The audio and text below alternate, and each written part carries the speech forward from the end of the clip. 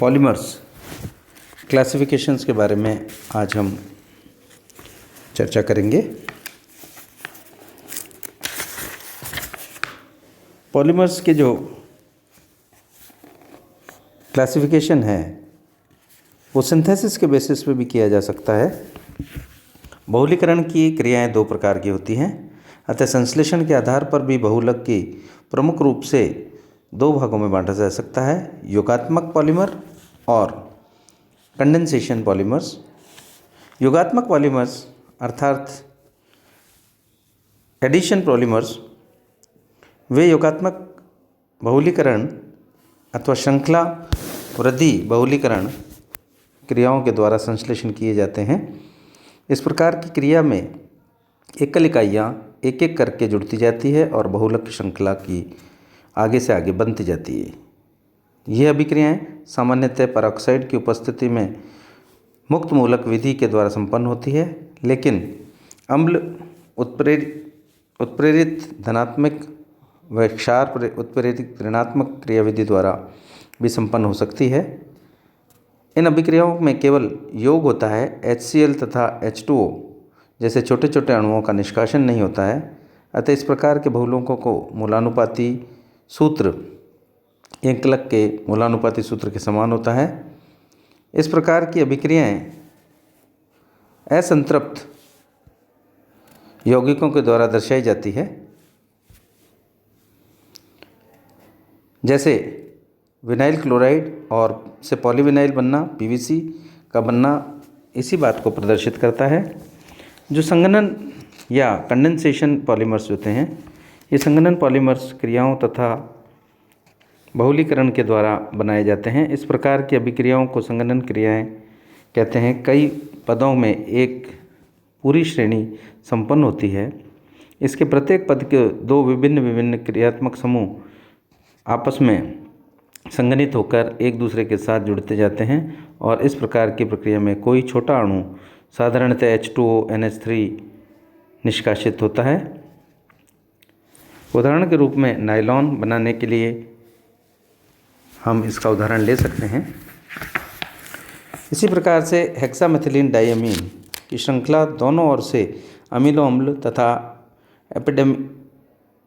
Adipic अम्लों की श्रृंखला में दोनों ओर स्थित कार्बोक्सिलिक ग्रुप परस्पर क्रिया करके एमाइड ग्रुप बनाते हैं, जिसे हम एमाइड लिंकेजेस कहते हैं। और प्रत्येक पद बारी बारी से अमीन तथा अम्ल एक एक अणु संगठित होकर जल के एक अणु को निष्कासन करता है और आगे से आगे जुड़ता जाता है। पॉलीएस्टर बहुलक भी इसी प्रकार बनते हैं। डाइकार्बोक्सिलिक एसिड तथा अल्फा गामा डायोल के सिंथेसिस में निम्न प्रकार के पॉलिएस्टर निर्माण किए जाते हैं। इस प्रकार इन अभिक्रियाओं में दो विपरीत प्रकृति वाले अणु आपस में क्रिया करते हैं और किसी छोटे अणु के निष्कासन करके एक दूसरे के साथ जुड़ते चले जाते हैं। इस प्रकार के बहुलीकरण की प्रक्रिया संपन्न करते हैं तथा बहुलकों में धागे, रेशे आदि बनाने में प्रयुक्त होते हैं।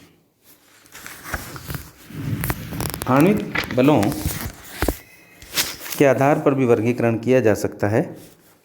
हमारे दैनिक जीवन में विभिन्न क्षेत्रों में बहुलकों का उपयोग इनके अनूठे गुणों, मजबूती, टेंसिलिटी, स्ट्रेंथ, कठोरता आदि के आधार पर किया जा सकता है और इन प्रकार के सभी पदार्थ के अणु जिनके द्वारा अंतराण्विक बलों, वंडरवॉल्स फोर्स, हाइड्रोजन बंध आदि के निर्माण करते हैं। अब तक हमारे अध्ययन में हम यह सब तो जानते ही हैं कि छोटे अणुओं के गुणों में को ये बल प्रभावित करते हैं। इसी तरह से बहुलकों को निम्न प्रकार से विभाजित किया जा सकता है। प्रत्यास्थलक या इलास्टियर।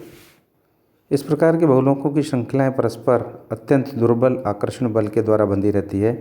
इन दुर्बल बलों के कारण अणुओं को खींचकर लंबा किया जा सकता है। इलेक्ट्रिसिटी इनमें होती है।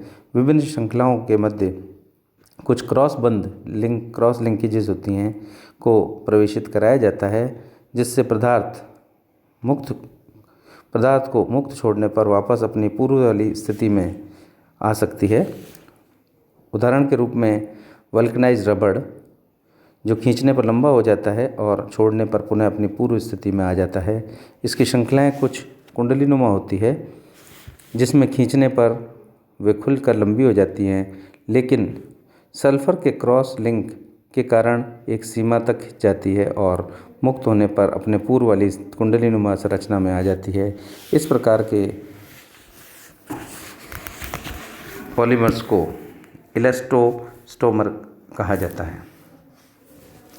इसी प्रकार से रेशे फाइबर्स कुछ बहुलकों के प्रबल अंतराण्विक आकर्षण बल होता है।